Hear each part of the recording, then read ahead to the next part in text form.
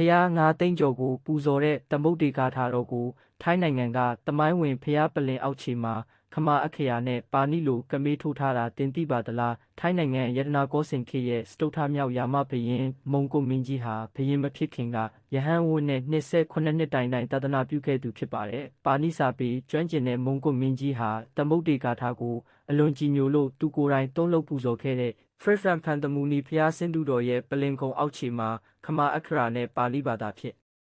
ကပြေးထွင်းထုပူဇော်ခဲ့တာပါလက်ရှိဘန်ကောက်မြို့ဝက်မကုတ်ကျောင်းတော်မှာဖူးမြော်နိုင်ပါတယ်ရှေးမင်းကောင်းမင်းမြတ်တွေတောင်ဖျားနှင့်တကွအလေးမြတ်ထားပူဇော်ခဲ့တဲ့ဒီတံပုတ်တေကာထာတော်ကြီးဟာဘေးအန္တရာယ်ကင်းဝေးပြီးမင်္ဂလာအပေါင်းနဲ့ပြည့်စုံစေပါတယ်မိမိတို့ရဲ့ယနေ့နေ့စဉ်ဘဝမှာလည်းအစွမ်းထက်လာတဲ့တံပုတ်တေကာထာတော်ကြီးကိုမပြတ်ရွတ်ဖက်ပူဇော်ကြပြီးဖျားအဆူဆူရဲ့အဆောင်အရှောက်ကိုခံယူကြဖို့အကြိမ်ကြိမ်ရွတ်ဖက်ကြရန်တိုက်တွန်းအပ်ပါသည်